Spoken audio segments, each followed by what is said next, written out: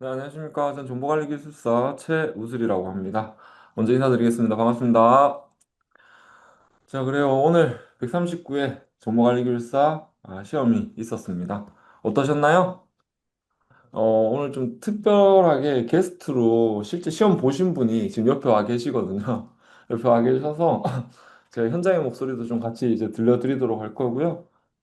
일단 전체적으로 항상 이제 시험 앞두고 우리 멘티분들의 심정과 그리고 이제 시험 끝난 후에 우리 이제 멘티분들의 심정은 좀 확실히 다른 건 맞아요.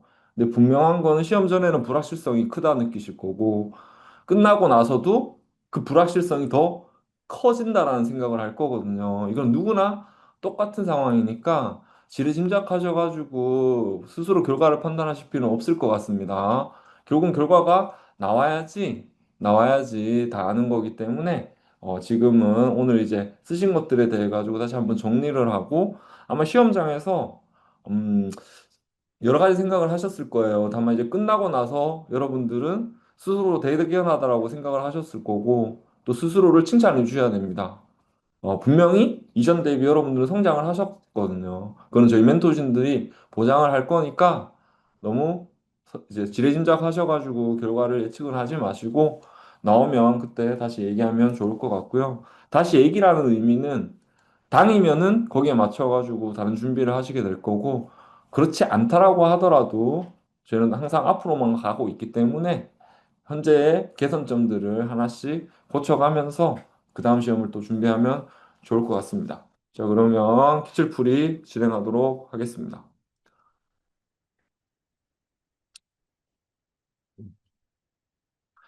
자, 오늘 이제 문제 전체적으로 일단 먼저 이제 수준 평가 한번 해볼 거고요. 이전과 패턴이 거의 비슷한 것 같아요. 139회 역시도 이제 인공지능 쪽이 이제 비중이 가장 높았고, 그리고 소프트웨어 공학, 그리고 법제도 보안. 근데 실은 이제 지난번 대비해서 보안의 비중이 많이 떨어졌죠. 예, 떨어졌고, 근데 이제 138회를 봐보면 보안에도 이제 인공지능 관련된 문제들이 엮여 있었어요. 근데 다만 보안으로 이제 분류를 했었던 것뿐이고요.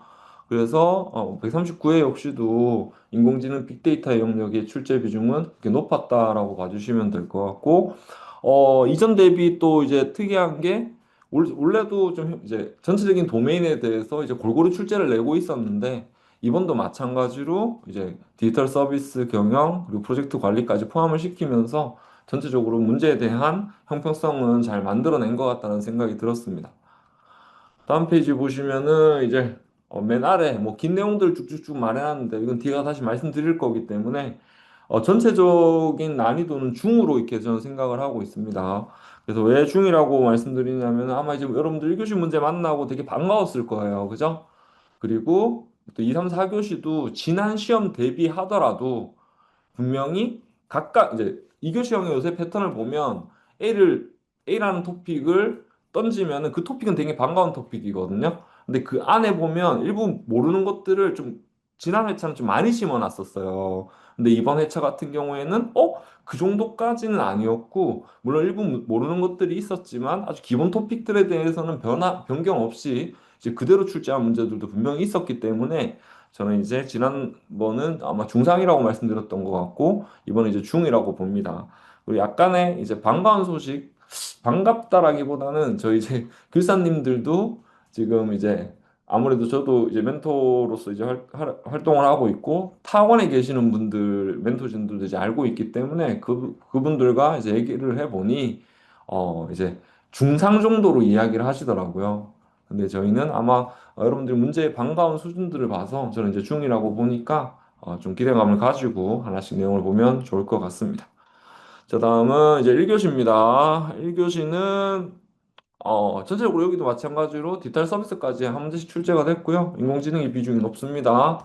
간단하게만 이제 요약을 해드리면은 AI 보안 중심의 축은 유지되고 있고 최신 기술 관련된 것들, 이제 가트너 관련된 내용들, 그리고 레그, 그리고 이제 QML, 이제 양자 머신러닝 다 준비했던 토픽들이죠. 이제 오늘 출제가 잘 이제 골고루 됐고, 이런 문제는 충분히 나올 만하다라고 하는 문제들 위주로 이제 형평성 있게 출제가 된 것 같습니다.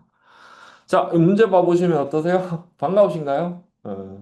그래서 어떤 분 이제 지금 합격 후기란다. 시험 후기 작성해 놓은 거 보니까 대수의 법칙과 중심극한 정리 보고 짜릿했다는 이야기를 많이 하시더라고요.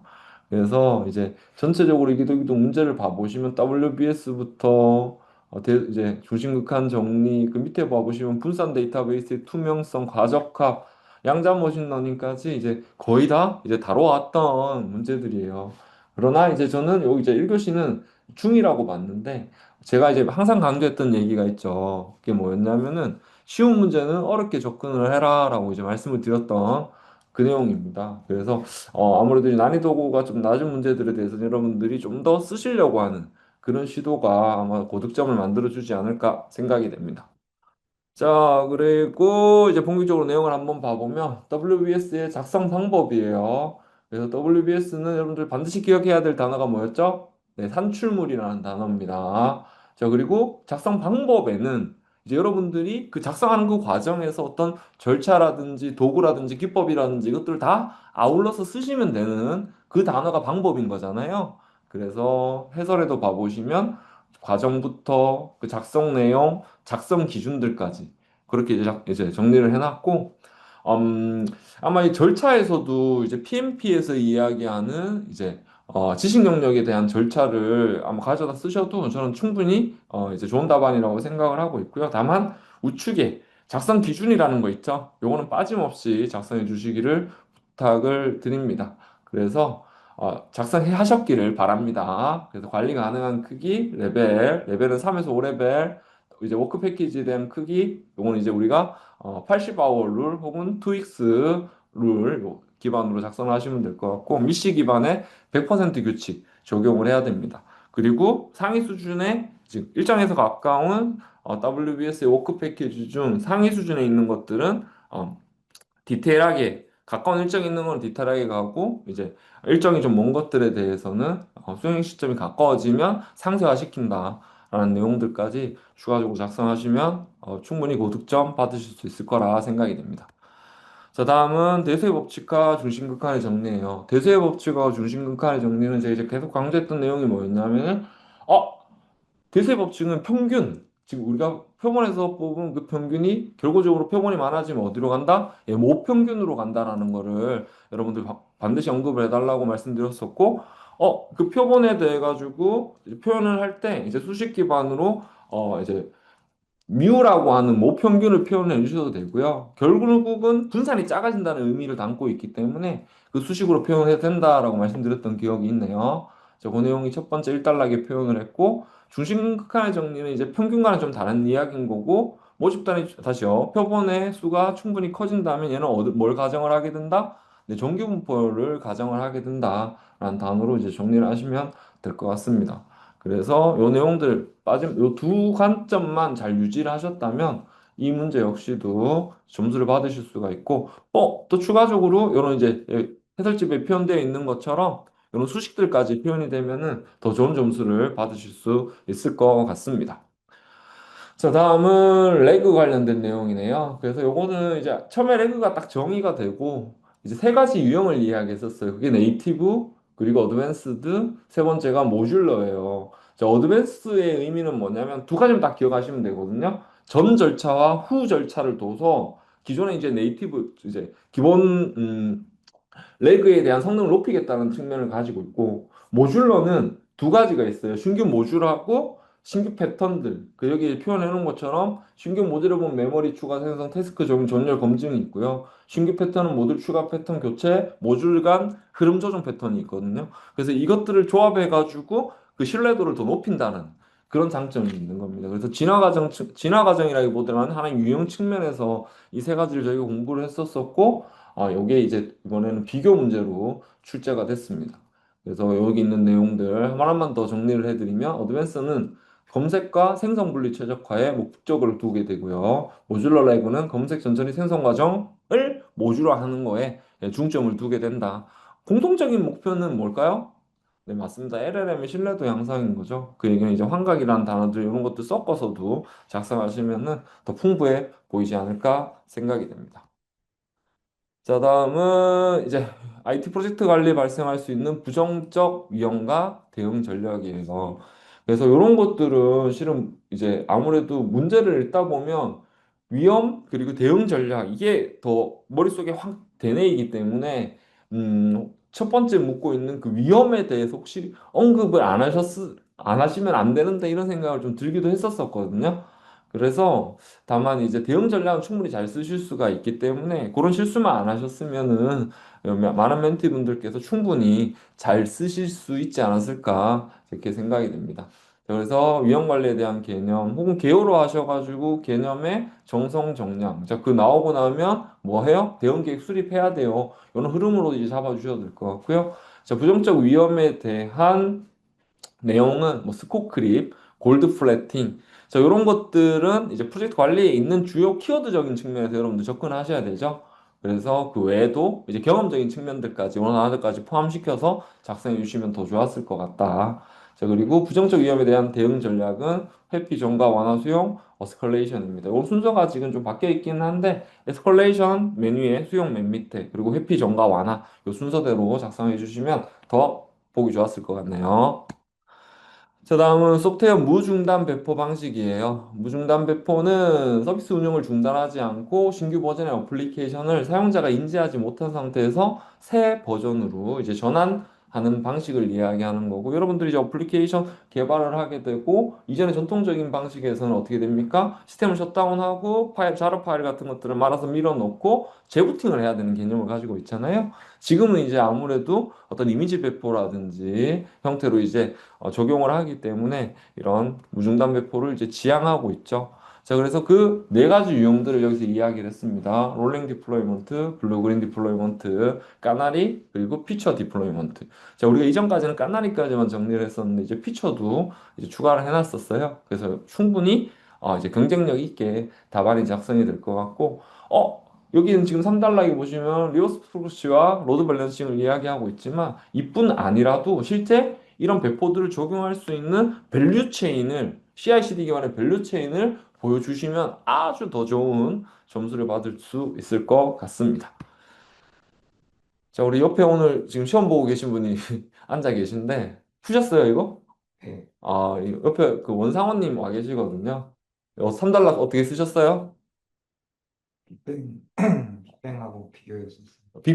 빅뱅하고 비교해서 썼어. 한 번 더 해야겠네.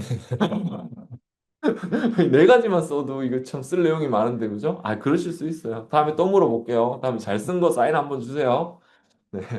자, 다음은 엣지 컴퓨팅과 클라우드 컴퓨팅의 차이점 이야기하고 있습니다. 제가 볼드로 칠해놨고, 이제 이것도 시험 직전에도 말씀을 드렸던 내용이에요. 아무래도 전통 토픽이긴 하지만은, 이제 최근에 이제 제가 신호등 얘기 많이 해드렸잖아요. 그런 이제 엣지 컴퓨팅 환경이 실제 어, 현장에서 실사례로 서비스들이 많이 개발되고 있다라고 말씀을 드렸었고, 엣지는 데이터가 발생되는 현장 또는 사용자와 가까운 위치에서 데이터를 처리, 분석하는 분산 컴퓨팅 방식입니다.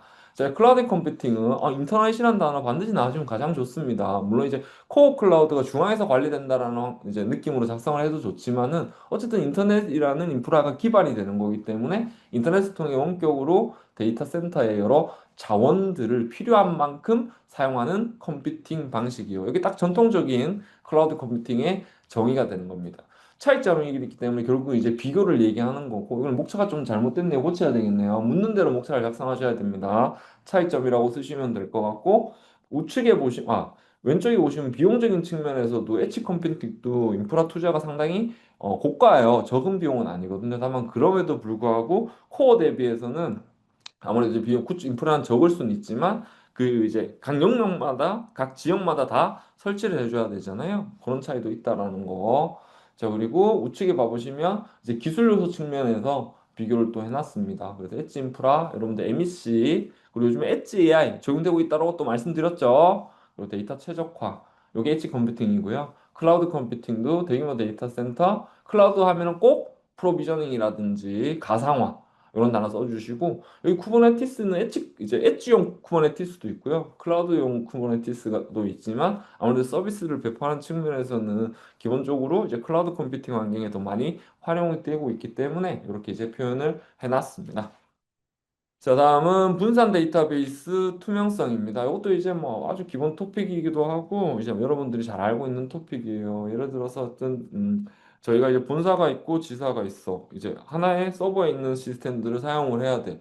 다만 네트워크로 연결되기 때문에 그 데이터베이스를 지리적 위치를 고려해가지고 인근에다가 설치를 해놓고 운영을 하는 방식. 이게 분산 시스템의 기본 구조인 거고 분산 시스템에서 사용하는 데이터베이스를 분산 데이터베이스라고 합니다. 다만 사용자는 어떻게 해야 돼요? 이 데이터베이스가 어디 있는지 전혀 상관할 필요가 없거든요. 즉 그걸 여기서는 분산 데이터베이스의 투명성이라고 표현을 하게 되는 거고 그 측면에서 위치 이야기하고 있고 분할되는 거 사용자가 알 필요 있어요? 없어요? 없어요. 그 분할 투명성, 지역 투명성도 마찬가지. 그리고 복제, 병행, 장애 투명성이 있습니다. 그래서 이거 우리가 위분지 복병장이라고 하죠. 그래서 이 데이터베이스에 대한 이제 분산되어 있는 데이터베이스에 대해서 데이터를 동기하는 방법이 있죠.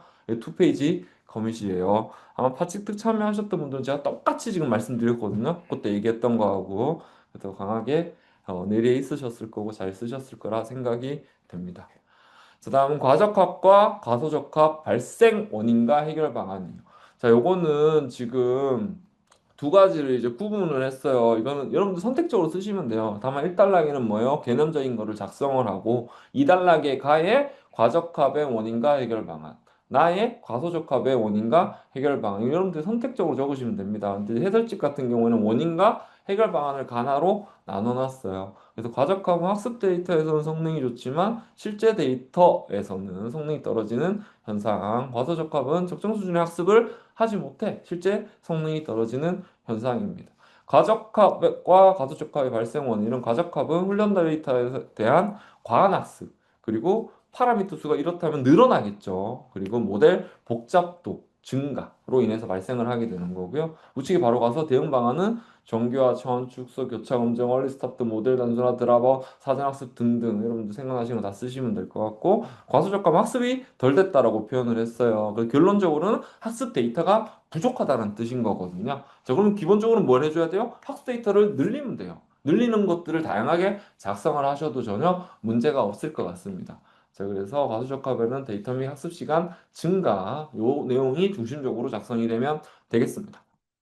자, 다음은 맥케이브의 순환 복잡도, 회전 복잡도 같은 얘기입니다. 그래서 얘는 어떻게 소프트웨어 매트릭에 해당이 되는 거고 그 매트릭 중에서 뭐예요? 여러분들이 개발한 그 코드에 대한 복잡도를 평가하는 매트릭이다라는 거죠. 그래서 세 가지 측면으로 측정을 할 수 있어요. 자, 여기 식이 있는 것처럼 자, 음, 흐름도를 만들어 놓고 그 흐름도에서 간성과 그걸 이라고 하죠. 그리고 노드를 구분을 해서 숫자를 세려요. 그래서 엣지 마이너스 노드 더하기 2 한 값이 뭐다? 복잡도를 얘기하는 거고 여러분들은 두 가지 방식을 다 알고 있죠? 폐쇄 영역 더하기 1, 분기 영역 더하기 1. 딱 이렇게 딱 얘기하고 나면 또 뭐가 필요해요? 사례 딱 해가지고 딱 표현해주면 제일 좋은데 이런 복잡도 있는 거 안 그리셔도 됩니다. 3단락에 있는 내용.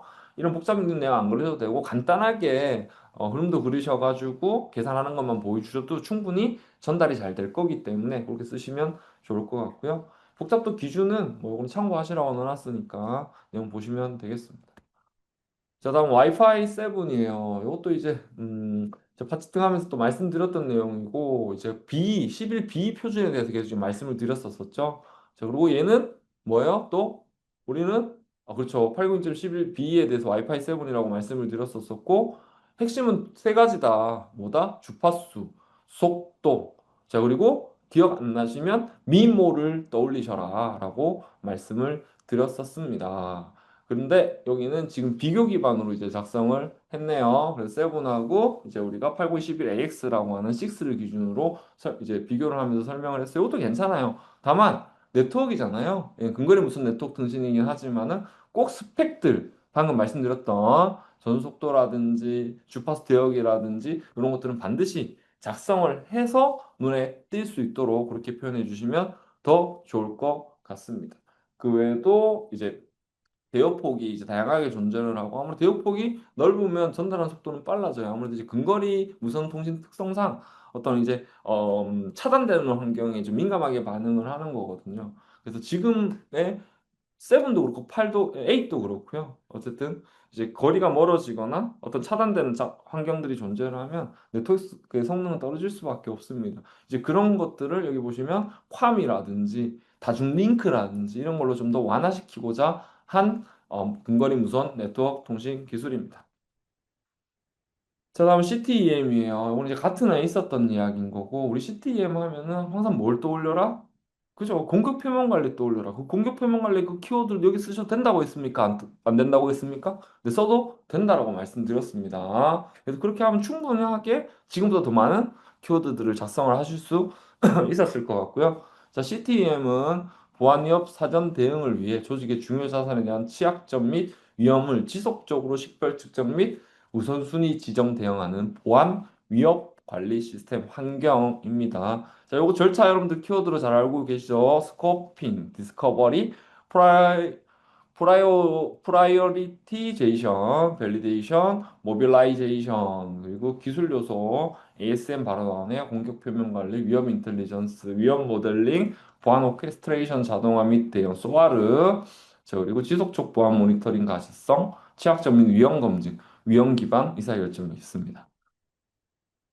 자, 다음에 양자 머신러닝이에요. 뭐 이것도 너무 뭐 많이 이야기한 거여가지고 양자의 컴퓨터의 원리, 중첩, 얽힘, 불확정성을 활용하여 머신러닝 알고리즘을 고도화하는 기술입니다. 그래서 왜냐면 양자 AI의 또 하나의 알고리즘으로 양자 머신러닝을 표현할 수도 있어요. 그런 것들도 좌측에 좀 예쁘게 보여주셨으면 더 좋은 내용이 될 것 같습니다. 이 수행 절차 굳이 안 쓰더라도 우측에 있는 내용만으로도 아마 충분히 쓰실 수 있는 내용들이고요. 제가 하나만은 꼭 기억해 달라고 했죠. 뭐요? QAOE. 요거는 꼭 적어 달라고 말씀을 드렸습니다. 그 외에는 강화학습이든 지도학습이든 비지도학습 여러분들이 알고 계신 알고리즘을 이용해 가지고 앞에다 뭐만 붙여라? 콘텀만 붙여라. 라고 말씀드렸습니다. 그대로 지금 해석을 했네요. 다음은 개인정보 보호를 위한 가명 처리 기법. 이것도 저희가 이제 단도리 학습 가가지고 봤었던 내용이고, 기억나실지 모르겠지만 제가 이 내용을 보고 뭐라고 말씀드렸냐면 지금 저희 만든 키노트가 잘못됐으니 요거 다시 올려드릴 거예요 라고 이야기를 했었어요. 그러면서 이 내용들을 쭉 한번 읽어드렸거든요. 물론 가총사법만 내용 기준으로 쓰셔도 충분히 아주 기본적인 점수는 받으실 수 있을 것 같고 아시는 것처럼 2026년 3월 달에 감염정보 처리 가이드라인이 이제 개정이 되면서 거기에 있는 비식별 처리를 위한 기법들이 업데이트가 됐죠. 그게 이제 여기에 나와 있는 내용들이에요. 그래서 삭제 기술, 통계 기술, 일반화 범주화 기술, 그리고 암호화 기술. 그 뒷페이지 보시면은 이 무작위화 기술, 그리고 그 안에 세부 기술들로 이렇게 쭉 나눠져 있다라고 설명을 드렸었고, 또 우리 그 친절한 윤슬 교사님께서 그걸 또 바로 듣고 바로 업데이트를 해줬어요. 그러면서 제가 걱정했던 거는 안 보실 것 같은데 또 분명히 가청사법마로 적으셨던 분도 계셨을 것 같아요. 그래도 말씀드렸던 것처럼 분명히 좋은 점수는 기본적인 점수는 받아내실 수가 있고, 다만 여기에도 지금 목차라든지 이런 내용들도 봐보시면 지금 ISO IC 20889 얘 같은 경우에도 가면정보 처리 가이드라인 이제 2026년 3월 버전이 내용이 업데이트가 되어 있거든요. 이런 것들이 실은 하나라도 더 쓰는 거기 때문에 여러분들 좀 반영해서 작성하셨으면 하는 바람입니다. 원상훈님, 네, 이거 푸셨나요? 네, 이거 어떻게 쓰셨어요? 어, 네. 가청사법마로? 이거 뭐또 지어서 몇 개 썼죠. 그 외에도 더 추가를 하셨다. 아, 우리 원상훈님은 가청사법마뿐만 아니라 더 추가적인 내용까지 작성을 하셨다고 합니다. 자, 나중에 이거 따로 몇 점 받았는지 제가 꼭 물어볼게요. 네. 자, 다음은 이제 2교시형이에요. 자, 그래서 2교시형은 2에서 4교시고, 일단 요걸 좀 전체로 모아가지고 또 살펴봤더니 AI 빅데이터 쪽이 아무래도 많네요. 그리고 법제도 관련된 것들이 있었었고, 법제도 중에서는 또 AI 관련된 것들도 있습니다. 다음에 요번에는 법제도 쪽으로 좀 분할을 했고요. 네트워크 쪽이 이제 푸는 문제 출제가 됐고요. 소프트웨어 공학 쪽에서도 여러분들 아까 보셨던 것처럼, 동등 분할 테스트와 경계값 테스트에 대한 테스트 케이스를 작성하는 문제가 있었어요. 요 내용은 딱 저희 교재에 있는 내용이고, 실은 제가 그 교재를 만들 때 CSTS라는 테스트 자격 시험에 있는 책을 기준으로 만들었기 때문에 거의 이제 법령적인 내용이었던 것 같아요. 그대로 출제가 됐더라고요. 그래서 여러분들이 관심 있게 보셨으면 하는 바람. 죄송해요. 하여튼 좋은 점수 기대하겠습니다. 자, 그래서 이 4교시형들 봐보면은, 문제 정말 골고루 출제가 됐고, 도메인뿐만 아니라 문제 유형들도 상당히 재밌게 출제가 됐던 문제예요. 그리고 이번에는 좀 특이하게도 앞에 뭔가 힌트를 주면서 새로운 것들을 묻는, 예를 들어가지고 이제 가상발전소 물으면서 머신러닝 인공지능 알고리즘들을 묻는, 그리고 또 이제 요상 불명확을 이야기를 하면서 추가적인 내용을 묻는. 그래서 꼭 문제를 이제 계속 제가 문제를 몇 번을 봐라라고 했던 게 실은 이런 이유들, 그런 지문들 잘 활용하게 하기 위함이거든요. 그래서 그런 부분들도 잘 활용하셨기를 바랍니다. 자, 그러면 2교시부터 내용을 한번 살펴보도록 할게요. 자, 먼저 AI 리스크, 그리고 그 안에 보안, 프라이버시, 사회적 리스크. 요건 이제 우리 지주류 기술사가 이제 주간 기술 동향 정리한 내용, 수업한 내용에 들어가 있었던 어, 주제였고요. 그대로 출제가 됐습니다.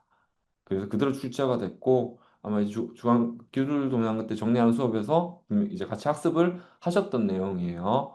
자, 그래서 AI 리스크는 인공지능 개발, 활용, 관리 전 과정에서 발생할 수 있는 잠재적 손실이나 부정적 결과를 이야기하는 거고, 이걸 크게 AI 보안 리스크, AI 프라이버시 리스크, AI 사회적 리스크로 쪼갭니다. 자, 근데 이제 묻는 게 지금 그 다음부터 이제 요 세 가지를 딱 묻고 있고, 자, 어쨌든 간에 여러분들의 방향은 뭐예요? AI 신뢰성, 그리고 AI에 대한 위협, AI를 이용한 방어 등을 안정적으로 적용하기 위해서는 지금 이 사항들이 고려가 돼야 되고 사전에 차단이 돼야 되고 예방이 돼야 된다라는 게 일단락의 이제 주장이셔야 될 것 같고요. 자, 그리고 이 선택해서 쓰시면 돼요. 2단락에 AI 보안 리스크, AI 프라이버시 리스크 쓰시고 3단락에 AI 사회적 리스크 쓰셔도 되고요. 지금처럼 개념적으로 2단락에 한번 쭉 세 가지를 모아서 설명을 해주고 그리고 나서 각각에 대해서 나쁜 거잖아요. 리스크 식별됐으면 결국은 뭐 필요해요? 대응 방안이 필요하겠죠. 강조했던 내용이 뭡니까? 부정적인 질문에 대해서는 어떻게 대응하라고요? 긍정적으로 대응을 해라. 라는 내용이고, 지금 단어 봐보시면 이거 여러분들 다 쓰실 수 있는 내용이에요. 이걸 공부를 안 했다고 하더라도. 근데 한번 이제 공부까지 하셨기 때문에 여러분들 충분히 그 내용 기준으로 작성을 잘 하실 수 있었을 것 같습니다. 자, 걔네만 한번 정의하고 넘어갈게요. 보안 리스크는 AI 보안 리스크는 AI 모델 데이터, 서비스 연계 등 기술 생명 주기 전반에 걸쳐 발생하는 시스템의 안정성을 위협하는 기술적 위험. 프라이버시 리스크는 데이터 수집부터 서비스 제공 전 단계에 개인정보가 과다하게 수집이 노출되거나 딥페이크 등을 통해 정보 주식 자기결정권을 침해하는 위험. 사회적 리스크는 AI 알고리즘의 편향으로 인한 사회적 차별, 일자리 대체, 감시, 사회 심화 등 사회 구조와 민주주의를 위협하는 위험을 이야기를 합니다. 사회적 리스크가 조금 이제 대응하기가 좀 쉽진 않을 것 같긴 하네요, 보니까. 근데 봐보시면 어떻게 돼 있어요? 여기 보시면 AI 사회적 리스크 유형이라고 해서 정보 자기결정권 침해, 개인정보 삭제권 행사 불가, 딥페이크 사기, 알고리즘 편향, 신규 일자리 창출의 불균형. 그래서 여러분들 이것들은 충분히 우리가 이제 AI 해킹도 다뤘었고, AI 시큐리티도 다뤘었고, 시큐리티 포 AI, 시큐리티 바이 AI 다 다뤘던 내용이기 때문에 그걸로 오물조물해서 쓰셔도 제가 볼 때는 전혀 날아가지 않습니다. 그래서 걱정 안 하셔도 될 것 같습니다.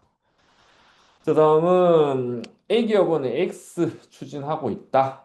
LLM 기반 AI 시스템 구축한다. 그거, 자, 지문 던져놨죠. 그죠? 그럼 이거 지문에 잘 활용하시면 되거든요.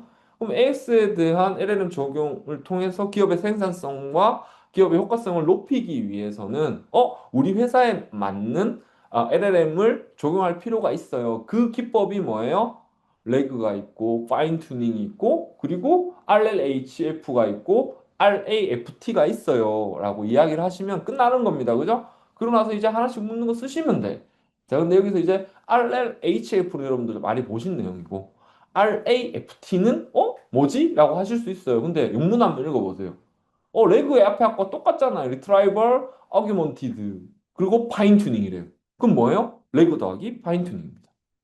그래서 이게 이런 식 이제 요걸 가지고만 인지를 하고 접근을 하셔도 충분히 또 이제 좋은 답안을 쓰실 수 있었을 거다. 제가 전체 방향을 말씀드렸고 내용을 계속 봤던 내용이기 때문에 오늘 이제 넘어가겠습니다. 자, 다음은 데이터 레이크. 자, 그리고 스왑프, 늪이죠? 데이터 늪이에요. 근데 이전의 기출은 데이터 늪이라고 냈고, 이번에는 스왑프라고 영문으로 냈어. 이건 뭐 작정하고 낸 건지, 뭐, 그래요. 좀 그렇기는 한데, 다 알고 있는 내용이고, 데이터 레이크의 아키텍처도 여러분들 제가 이제 계속 말씀드렸던 것처럼 데이터 이제 얘는 수집해서 저장하는 거고, 그 뒷단에 분석이 있잖아요. 이게 아키텍처의 전체적인 구분인 거거든요. 자, 수집했어, 저장했어, 전처리했어, 분석 모델링했어. 자, 그리고 나서 뭐예요? 결과 인사이트 있게 제공해주면 끝나는 거거든요. 이거 그냥 만들면 돼요. 이게 데이터 계층인 거고, 거기다가 아무리 데이터 레이크이기 때문에 조금은 기능적인 요소들을 좀 배치해가지고, 기술 요소들까지, 혹은 데이터 포맷이라든지, 시각화 기법이라든지, 살짝씩만 터치해주고, 자, 이거 잘 쓰려고 하면 데이터도 잘 활용을 해야 돼. 그 데이터 기준이 명확하게 필요해야 돼. 안 돼 있으면 뭐 생겨? 데이터 늪에 빠져요. 라고 표현을 하시고 데이터 늪 스왑프는 체계적 관리와 메타데이터 없이 무분별하게 데이터를 축적하기만 하여 활용할 수 없게 된 방대한 데이터 저장소입니다. 제가 요거 얘기하면서 뭔 이야기 했었던 적이 있었냐면 여러분들 다크 데이터 생각하시면 돼요 라고 이야기를 했었거든요. 근데 데이터 스왑프는 이게 조금 부정적으로 좀 이야기하고 있지만 어쨌든 방대한 데이터거든요. 왜 이걸 제가 다크 데이터라고 자꾸 말씀을 드렸냐면은 기업에서 데이터를 크게 모았어. 근데 진짜 활용되지 않고 그냥 숨어만 있어. 근데 다크 데이터는 그러면 활용되지 않고 있다라는 거잖아요. 근데 그 데이터 자체가 가치가 없을까요? 아닙니다. 가치는 충분히 있습니다. 그래서 그것들을 좀 더 정규화하고 그리고 관리하고 표준화해가지고 쓸 수 있게 만들어줘야 되는 그 데이터를 한 발 더 나가서 늪이라고 표현을 한 거거든요. 네, 그렇게 요대로 또 설명을 드렸었는데 뭐 어차피 다 기억 안 나실 거니까 뭐 그냥 이제 다시 초심에서 그러면 이제 메타데이터 확보, 카탈로그 구축, 거버넌스 수립, 수명 주기 관리, 데이터 품질 모니터링, 접근 통제 강화, AI 특화 관리 체계 마련해야지 이런 데이터 늪에 빠지지 않습니다라고 얘기를 합니다. 자, 다음은 터보콘트 뭐 얘기할 뭐 그래요. 저 그래서 근데 묻는 게 좀 많았어요. 그래서 이거는 기대 효과는 우리 연습했던 것처럼 4단락에 적기 좋잖아요. 첫 번째 묻는 개념도 지금 1단락에 적기 좋거든요. 우리 1교시에 1단락 뭘 맨날 적어요? 개념하고 특징 적잖아요. 첫 번째 묻는 게 개념 특징이거든요. 그럼 이거 1단락이에요. 그러고 나서 성능, 기존 양자 기술과 차이점 이거 2, 3단락으로 구분하시면 됩니다. 근데 이제 그러면 또 성능을 가지고 2단락 다 뽑아내기 어렵다? 왜 어려워요? 안 어려워요. 트랜스포머에 대한 단점, 한계점만 기억하시면 그 터보 콘트 다 압축해가지고 어떻게 돼요? KV 캐시 문제 해결해 주겠다라는 거거든요. 그럼 비용 절감되죠. 전력 사용량도 줄어들게 되죠. 성능 높아지죠. LLM의 신뢰도 향상되게 되죠. 자, 이런 것들이 다 이제 성능을 이야기하는 거거든요. 자, 그럼 기존 양자와 기술과의 차이점은 어떻게 구분해야 되냐? 자, 이제 말씀드렸던 것처럼, KVKC 같은 경우에는 어쨌든 우리 GPU를 한번 생각해 봅시다. GPU의 프로세스 연산자 ALU가 있고, 그건 이제 우리 엔비디아 기준 SM이라고 표현하죠. 자, 그리고 HBM이 있어요. 자, 그러면 큐빅 이제 그 컨텍스트를 이제 토크나 해가지고 HBM에다 계속 저장을 할 거라는 거죠. 뭐 어느 순간 HBM도 터질 거잖아요. 그때 이제 병목이 생기고 성능이 떨어지게 될 거거든요. 자, 그럼 기존 양자와도 동일하게 지금 방금 말씀드렸던 기존 양자와 기법들의 어려움이 되는 건데, 봐보시면은 어떻게 됩니까? 얘는 압축을 기본적으로 하잖아요. 근데 얘는 기존의 방법들은 대부분 컨텍스트를 자르거나 불필요한 것들을 제거하거나 하는 방식으로 효율화를 하려고 했어요. 그게 이제 가장 큰 차이거든요. 그래서, 아니면 뭐, 예를 들면 또 모델을 줄이거나, 이런 것들이 이제 기존 방식이었던 거죠. 그래서 그런 내용들을 넣어서 이제 비교를 하시면 될 것 같습니다. 자, 터보컨트 그리고 두 개 키워드 적어졌나요? 어디 갔어? 그쵸. 폴라컨트하고 QJL 반드시 눈에 띄게 작성을 해주셨어야 됩니다. 자, 우리 기대 효과 지금 문제 자체가 단어를 가지고 그냥 여러 돌려 쓰는 형태로도 충분히 작성이 되는 내용이네요. 그래서 보니까 뭐 산업 기술 측면에서 가나로 나눠가지고 기대 효과 써놨어요. 그리고 이제 우리는 다음에 또 뭐 이야기할 수 있어요? 기억나시나요? 트랜스포머 한 개 이야기하고 그 중에 다양한 방법들이 있지만 하나가 터보 컨트였고 또 여러분 뭐 기억나세요? 만바도 있었잖아요. 그리고 이걸 파트 때 뭐 봤어요? 댄스 어텐션하고 스파스 어텐션 얘기했었고 제가 스파스 어텐션이 지금 이런 방법들을 이제 효과적으로 쓸 수 있는 방법이다라고 말씀드렸죠. 그런 것들이 이제 사달락이라든지 아니면 중간중간에 더 들어가주면 더 좋은 점수를 받으셨을 겁니다. 자, 다음, 이것도 준비했던 내용이죠. 딱 나왔어요. 그죠? 그래서 법제도에도 있던 내용이고, 우리가 또 계속 이제 기존 3등급에서 1, 2, 3, 4등급으로 바꿨어요. 라고 이야기를 했고, 거기에 따른 이제 클러스터의 구축 유형도 이야기를 했었었고, 가용성적인 측면에 대해서도 이야기를 했어요. 우리 윤사명 내가 떠오르는데 제가 딱 질문했었을 때 별로 대답 안 하시는 우리 멘티님이신데, 야, 1등급, 가용성 최소 수준 얼마야라고 하니 99.92. 바로 딱 대답해줬거든. 그거 하나만큼 제가 잘 썼을 거라고 생각을 했습니다.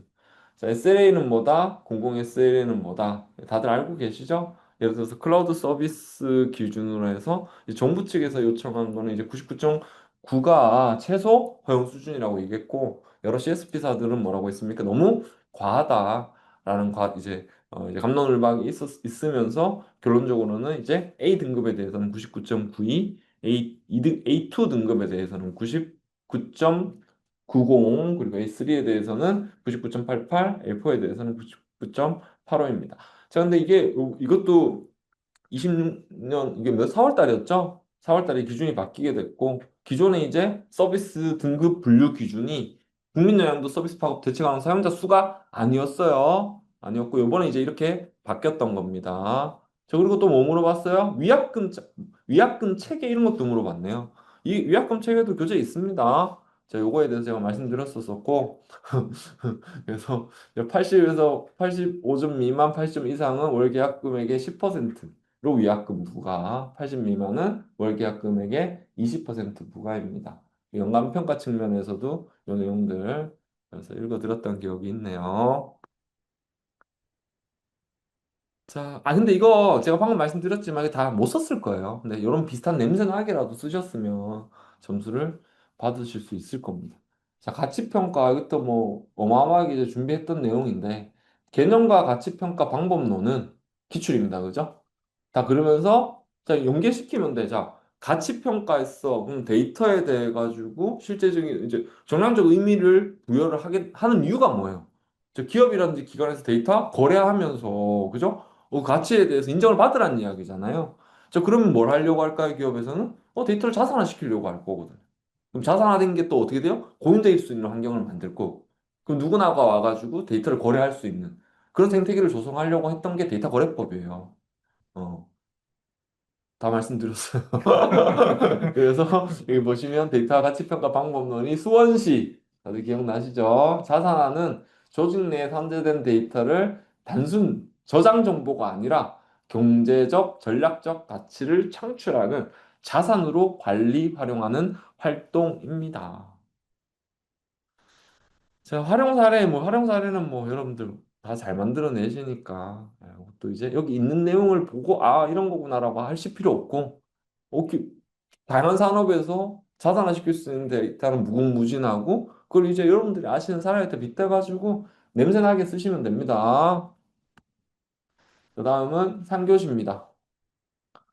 자, 3교시도 뭐 크게 이제 문제가 그렇게 이제 어렵다는 생각은 안 들었어요. 물론 이제 쓰다 보면 또 아무래도 이제 아무리 쓰는 입장에서는 고통스럽기 때문에 이제 꼬일 수도 있고 하지만은 내용을 봐보면 자, 다시 기업 업무 구조를 다중 에이전트 시스템으로 다시요. 기업 업무 구조를 바꾸는 다중 에이전트 시스템이라고 정의를 해줬고 자, 기업에 적용하기 위해서 이제 우리는 이제 단일 에이전트보다는 다중 에이전트. 자, 그러면 이건 여러분들이 워크플로우를 만들 것인가? 아니면 그냥 여러 하나의 에이전트에서 여러 에이전트를 호출해서 쓸 것인가? 자, 그러면서 어떻게 기업의 아까 얘기했던 것처럼 생산성과 효율성을 만들어 갈 것인가? 이제 그거면은 일단 큰 방향성은 이제 만들어진 거고 그 다음에는 이제 정의 및 필요성 이제 묻는 거에 대해 접근하시면 되는데 이것도 묻는 게 많다 보니까 정의 적었어. 방금 제가 말씀드렸던 것들이 뭐예요? 이제 필요성으로 이제 놔주면은 되는 거라고 생각이 됩니다.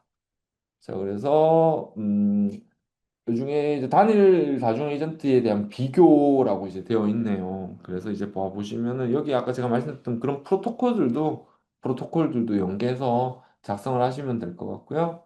그리고 우측에 보시면 구성 요소에 다중 에이전트의 에이전트, 환경, 코디네이터, 그리고 통신. 이제 여기에 어떤 거 쓰시면 돼요? 아까 우리 MCP, A2A 이런 거 적으시면 되고 실제 이제 여기 솔루션들 있죠?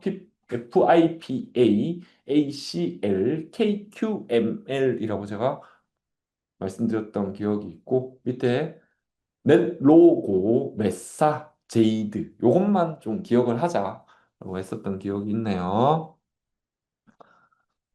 자, 그리고 효과와 고려사항. 이것도 이제 여러분들 만들어 내시면 될 것 같고, 다만 이제 고려사항은 좀 다양한 측면으로 서비스 연동에 대한 호환성, 맞죠? 연동도 고려를 해야 되고, 기존 시스템들과의 호환성도 고려를 해야 되고, 프라이버시도 고려를 해야 되고, 그죠? 이런 것도 이렇게 다 들어가시면 돼요. 그리고 일단 에이전트 자체의 문제인 어떤 환가, 그리고 여러 다중 에이전트가 같이 작업을 하기 때문에 그 결과에 대한 신뢰성이 검증대한 방안, 품질 지표들, 이런 것들이 다 다중 에이전트 시스템에 고려해야 될 사항입니다. 비용 적으셨다? 잘 적으셨습니다. 비용도 고려해야 되죠. 그죠? 비용, 우리 원상호 지금 고개 껐덕껐덕거렸어요. 그래서 많이 좀 어려운 것 같아. 자, 다음은 이제 데이터 분석에서 이상치, 편향, 그리고 분석 결과에 미치는 영향 및 처리 방안. 결국은 이상치와 편향. 자, 이상치와 편향이 발생했었을 때 분석 결과에는 어떤 영향이 있어? 각각은 어떻게 조치해야 돼? 라고 묻고 있습니다. 그래서 1단락에 보니까 개념부터 했고 3단락을 이상치 편향에 미치는 영향과 처리 방안 이렇게 분할을 했어요. 자, 이상치는 여러분들이 잘 아시는 것처럼 현재 가지고 있는 데이터의 범위보다 아주 크거나 작은 값을 이야기하는 거고요. 편향은 데이터의 치우친 정도에 대한 크기를 이야기를 해요.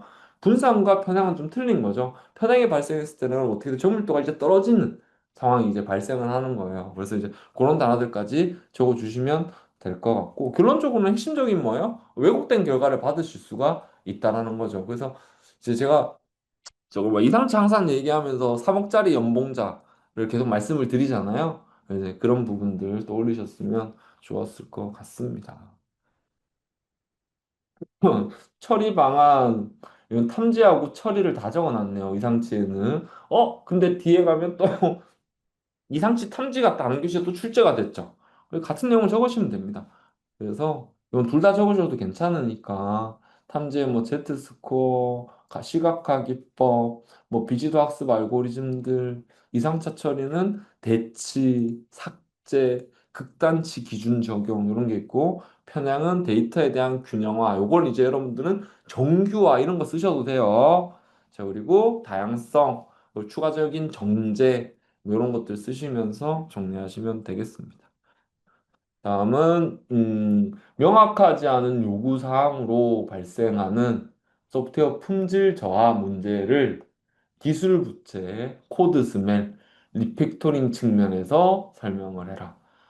음, 자, 이것도 조금은 이걸 문제를 다 읽으셨어야 더 좋은 답안이, 풍부한 답안이 이제 만들어질 것 같아요. 그래서 어쨌든 불명확한 요구사항이라는 거가 기술 부채에 어떤 식으로 영향을 주는지.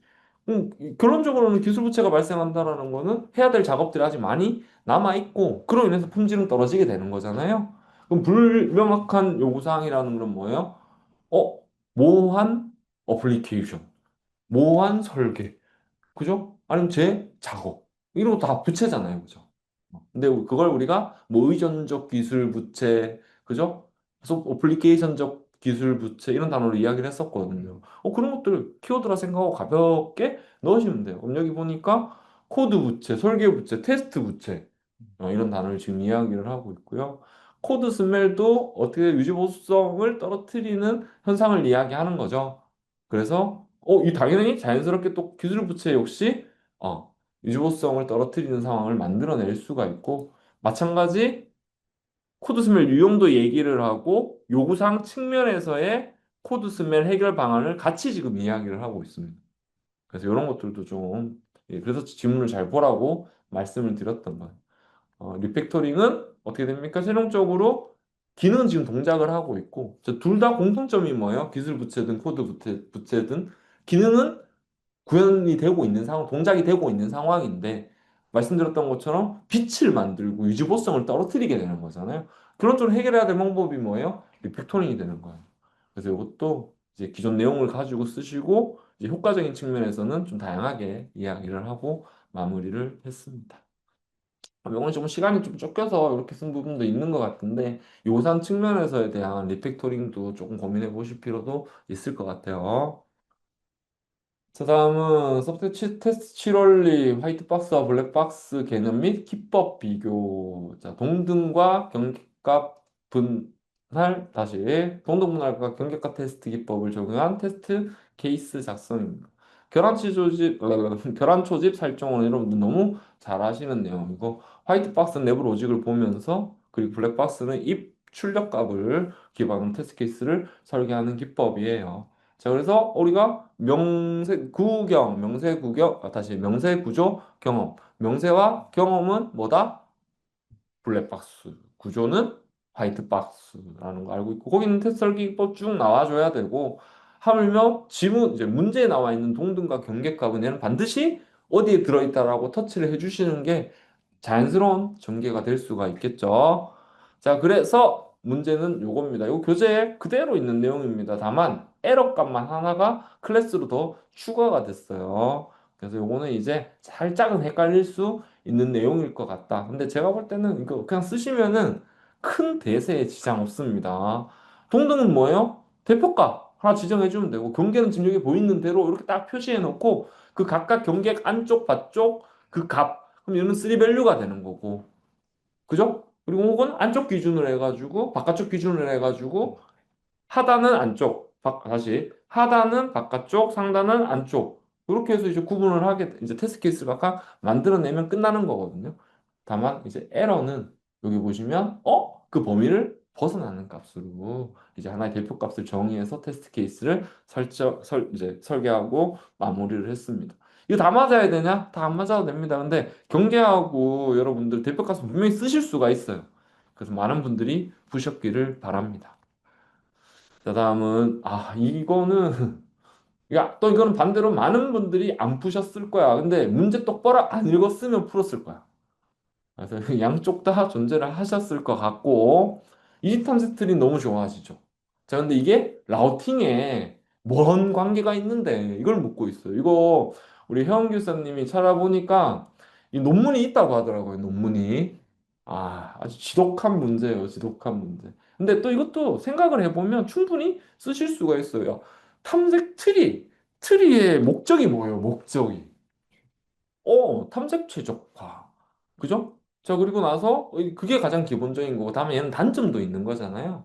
그럼 라우팅은 뭐예요? 라우팅은 우리가 패킷을 전송함에 있어가지고 목적지와 이제 도착지의 경로를 설정하는 프로토콜이 라우팅 프로토콜이고, 그 경로에 대한 값을 저장하는 게 라우팅 테이블이에요. 궁극적으로는 라우팅 프로토콜은 라우팅 테이블을 관리하는 방법이 되는 거거든요.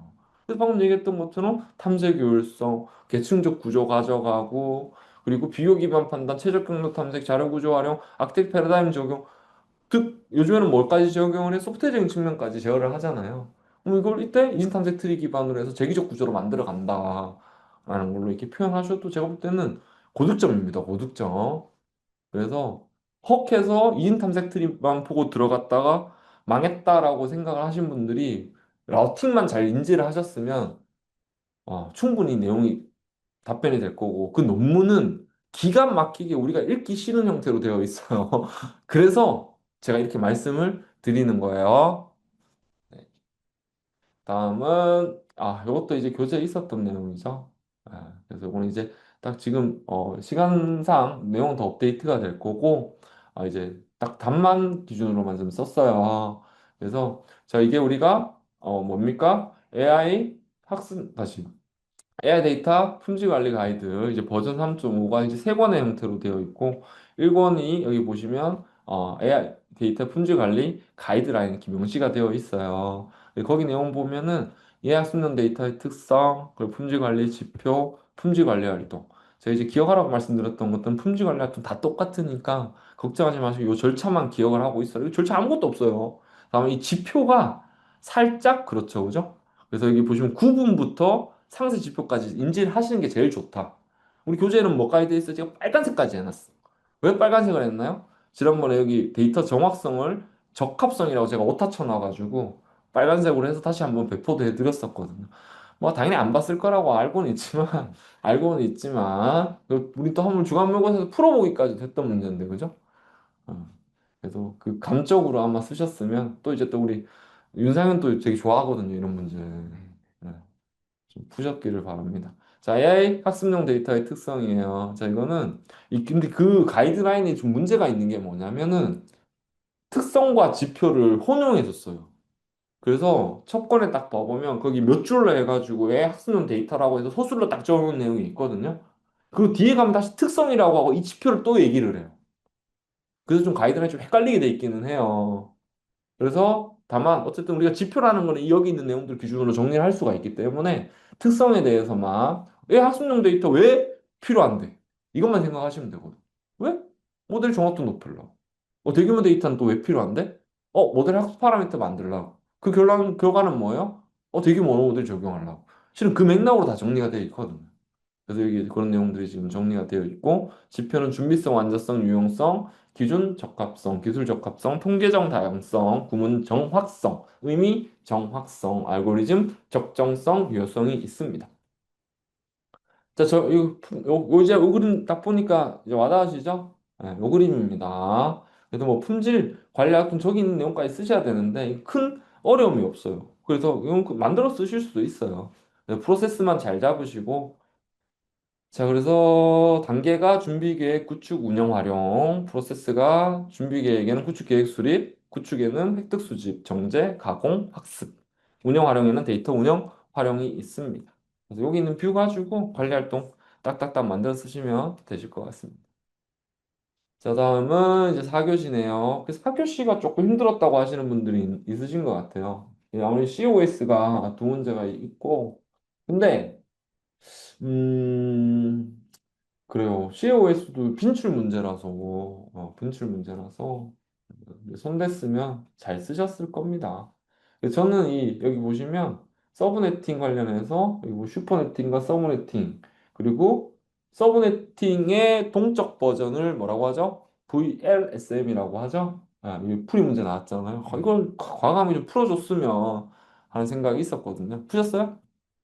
그래요? 정답 비교? 아시간. 아니, 안 했어요. 해볼게요, 이따가. 자, 그래서 이제 내용을 한번 살펴볼게요. 자, 빅데이터 분석, 클러스터링, 필터링, 이상치 탐지. 저 아까 이상치 탐지 또 나온다고 했잖아요. 또 나왔어요. 이거 출제자분들이 요거는 살짝 이제 탐색과 다시요. 이상치 처리와 탐지를 이제 그러니까 구분을 해서 이제 중복 문제라고 생각 안 한 것 같아요. 근데 그 중복 문제입니다. 중복 문제가 맞고 자, 효율적 빅데이터 분석을 위한 분석 기법의 필요성이라고 되어 있고, 이 중에서 클러스터링, 필터링, 이상치 탐지는 이제 클러스터링하고 필터링은 데이터 정제에 나와 있는 기법들이에요. 그렇게도 이제 활용을 할 수가 있거든요. 그럼 이제 그렇게 묶으셔도 괜찮으니까 이렇게 쓰셔도 될 것 같고 그냥 잘 아시는 것처럼 뭐 K-means, DB-scan, 계층적 분집화 이런 것들 이제 쓰셨고 뭐 GMM 쓰셔도 되죠. 필터링에는 노이즈 필터링, 중복 데이터 필터링, 결측치 필터링, 이상치 필터링이 있습니다. 자, 탐지는 유형까지 뭐 얘기 안 하셔도 될 것 같고 아까 앞에서 봤던 내용과 똑같죠? Z 검정, 카이 제곱 검증, IQR, KNN, LOF, DB스킨, K민즈 이런 것들이 있습니다라고 정리를 했네요. 근데 지금 요거 이렇게 끝내시면 안 됩니다, 그죠? 그래서 시간상 이렇게 이제 정리가 되어 있지만 나중에 완성본을 보시게 되면 어쨌든 탐지했어, 처리했어. 그럼 데이터는 결론적으로는 어디로 가요? 모델이 적용이 될 거거든요. 아니, 분석에 적용이 될 것 같거든요. 그런 인사이트들까지 마지막에 보여주시면은 더 좋은 답안이 될 것 음. 같습니다. 자, 다음은 뮤텍스 세마포 모니터. 자, 그래서 이제 이거는 우리가 크게 이렇게 구분을 하죠. 그러니까 함수로도 제가 꼭 기억을 하라고 말씀드렸고, 뮤텍스는 락 언락이에요. 세마포는 뭐예요? 세마포는 P연산, V연산이에요. 자, 모니터는 뭐예요? 브로드캐스팅, 그리고 시그널. 이런 단어들 함수로 정의를 한다라고 말씀드렸어요. 자, 그럼 뮤텍스하고 세마포의 차이는 뭐야? 이진 세마포가 뭐예요? 뮤텍스예요. 자, 그리고 모니터는 뭐예요? 소프트웨어적인 측면에서의 상호 배제 구현 기법이에요. 그럼 지금 이것만 보더라도 여러분들 그림만 살짝만 이제 조합하면 분량 충분히 빼서 쓰실 수가 있는 내용입니다. 자, 핵심 아까 뭐라고 했죠? 질문에도, 아니, 질문에 이게 프로세스 동기화라고 했네요. 그런적으로 상호배제 구현 기법이니까. 프로세스 동기화라는 주제와 상호배제를 엮어가지고 쓰시면 더 좋은 단어가 나올 수가 있겠네요. 자, 이 문제. 전쟁 등과 같은 재난재해를 대비한 IDC의 지리적 위치 선정 및 대응 전략을 설명을 하시오. 그죠? 아주 어마어마한 문제인데, 거의 푸신 분이 없지 않았을까. 자, 이것도 문서 있습니다. CNCF 백서에 보시면은 요 내용이 있어요. 그래서 그 내용 기준을 그대로 출제를 했습니다. 근데 지어내려고 하면 또 우리가 또 전략적으로 지어낼 수가 있잖아요. IDC의 지리적 위치 선정. 뭐 고려해요? 컴플라이언스 고려할 수 있죠. 안정성 고려할 수 있죠. 그리고 데이터에 대한 보관, 중요성에 대해서도 고려할 수가 있죠. 그런 내용도 실은 다 들어가거든요. 어, 근데 이제 그게 다죠, 그죠? 그게 안타까운 거야. 그게 다야. 그래서 근데 일단락에 봐보시면 지금 여러분들 공부했던 것들 다 몰아넣어놨어요. 다 몰아놓고 그걸 이제 하나하나씩 이단락에 지리적 위치 선정 그리고 대응 전략 보시면 RTO, RPO, 뭐 액티브 스탠바이, 액티브, 뭐 BCM, DCIM 이런 좋은 단어들 그냥 다 집어넣었거든요. 이 단어는 그냥 그대로 있어요. 거기에. 그렇게 해서 BCP 기준으로, DR 기준으로 해가지고 전개해서 쓰셨어도 제가 볼 때는 훅 날아가진 않을 정도로 점수는 받으실 겁니다. 자, 가상 메모리 관리법 반배교 할사. 그죠? 그리고 그 중에, 단편화. 연속적 메모리, 불연속적 메모리, 프로세스 할당됐어. 할당되고 그 남는 공간 뭐라고 해? 단편화라고 해? 거기는 내부와 외부 단편화 있어. 다만 이제 어쨌든 이제 이걸 할당과 연계시켜서 이야기하는 게 가장 쓰기가 편하죠. 자, 그리고 또 최소화하기 위한 방안 쓰라고 했어요. 단편화 최소화 방안. 너무 잘 아시죠? 그죠? 통합, 압축, 브레인, 보디 알고리즘, 슬랩, 얼로케이터. 이런 것들 작성하시면 되겠습니다. 아마 이거는 쓰셨어도 점수 많이 못 받으실 수도 있어요. 다 똑같이 썼을 거거든요. 그래서 저는 아까처럼 이 3번 같은 거 이런 거 없이 과감하게 야, 전쟁식 이런 거 들밀었어야 되지 않나. 그래요. 자, 이것도 앞에 지문을 던져놨어요. 가나다만 보면 시계열 딥러닝, 강화학습, 그래프 신경망. 이거 여러분들 개념부터 유형, 절차, 그 알고리즘들 다 잘 쓰실 수가 있거든요. 근데 앞에 VPP, 가상발전소에서 전력수 예측을 위해 AI 기술을 사용하고 있어요. 그럼 요 단어들에 대해서도 조금 더 연계해가지고 작성을 해줘야 될 것 같아요. 지금은 그냥 이제 내용 기준으로 작성이 됐지만은, 자, 가상발전소에서 시계열 딥러닝을 이제 어떻게 쓸까? 그리고 강화학습은 어떻게 쓸까? 자, 이런 상상하는 내용들이 언어 영역에는 좀 나와줘야 된다, 이 얘기를 하는 거예요. 그 근거를 가지고 RNN이야, LSTM이야, 트랜스포머야, 문제 없다 이거죠. 여기다가 뭔가 뭐 예를 들어서 VPPRNN 이런 얘기를 하라는 게 아니라 이것이잖아요. 그래서 그 근거만을 잘 제시를 하셨어도 좋은 답변이 될 것 같다. 여러분 다 공부했던 내용 그대로입니다. 그죠? 네. 자, 요놈이 이제 피날라네요. 그죠? 근데 이제 슈퍼네팅하고 이제 서브네팅. 자, 어쨌든 CIDR.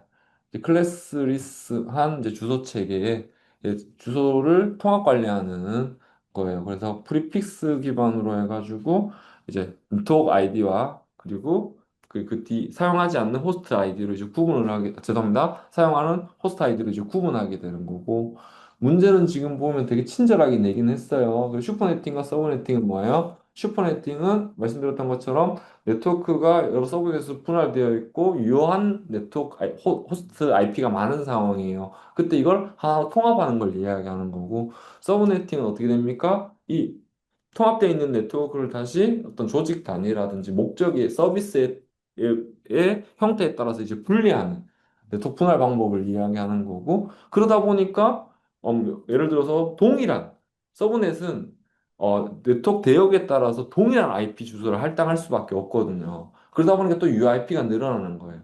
그 동일한 IP 개수를 어떻게 돼요? 좀 많은 수요가 있는 조직이라든지 비즈니스에 추가적으로 할당을 해주고 나머지들은 줄여 쓰겠다. 그럼 어떻게 돼요? 결론적으로는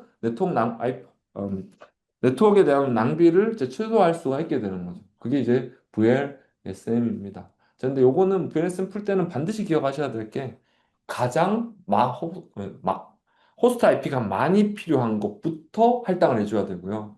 이걸 어떻게 든 네임차순으로 정렬을 해놓고 할당을 해주셔야 돼요. 요것만 기억하시면 되거든요. 자, 그래서 자 22일역이잖아요. 그럼 지금 8324 그럼 두 개. 그럼 끝에 8개. 지금 10개를 호스트 IP 대우로 지금 쓰고 있다는 뜻인 거고. 자, 10개란 얘기는 2의 10승이에요. 그럼 요몇 개의 IP가 거의 보자.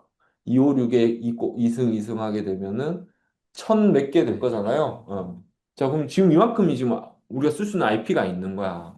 그럼 첫 번째 조직이 몇 개 필요하대요? 500개 필요하대. 256 곱하기 2 하면 몇 개예요? 120. 512죠. 이게 두 대역이 필요한 거야. 그거 할당해주면 끝나는 거고요. 그 나머지가 몇 개예요? 250명이네요. 그럼 얘는 8개의 비트 하나만 있으면 돼. 한 대역만 주면 되는 거죠. 그 나머지 125, 125는 곧 남는 대역들 주면 끝나는 겁니다. 그걸 이렇게 디테일하게 정리를 했고, 지금 묻는 게 서브넷 마스크 값과 그리고 호스트 IP를 물었잖아요. 이거 다 명시해 주셔야 됩니다. 각 대역팀, 개발팀별로. 그렇게 해 주셨으면 여러분들은 좋은 점수를 받으실 겁니다. 자, 그래요. 이렇게 이제 정리를 했고요. 자, 서두에 말씀드렸던 것처럼 오늘 이제 저는 실은 문제 난이도를 중이라고 봤고, 여러분들도 충분히 저는 잘 썼을 거라고 자신을 해요. 근데 물론 이제 내 스스로가 내 답안을 제일 잘 아시기 때문에 내 스스로는 어떻게 됩니까? 자신감 떨어질 수밖에 없거든요. 근데 결과는 분명히 나와봐야 아는 겁니다. 그래서 오늘만큼은 여러분들을 정말 끊임없이 칭찬해 주시고, 그리고 내 스스로 이제 한 것들에 대해서 이제 말씀드렸던 것처럼 정리를 하셔야 돼요. 왜 정리를 해야 되냐면은 분명히 오늘 시험장에서 느끼실 것들이 있을 거예요. 이걸 정리를 해놓지 않고 그냥 나 이렇게 하겠어. 아, 이런 부분이 부족했어. 이렇게 잘하고 있어.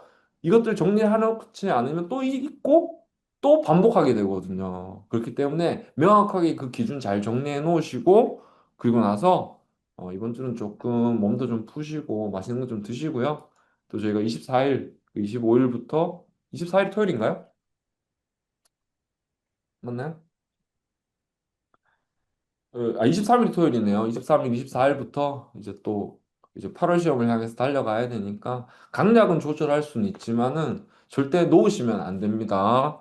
그래서 지금 잘 해오신 것처럼 오늘 느끼신 그 개선점을 다시 잘 정리를 해서 앞으로 달려갈 수 있도록 해주셨으면 합니다. 오늘 참여하신 분들 너무 고생 많으셨고 저희 멘토진들도 같이 호흡하면서 안절부절했었어요.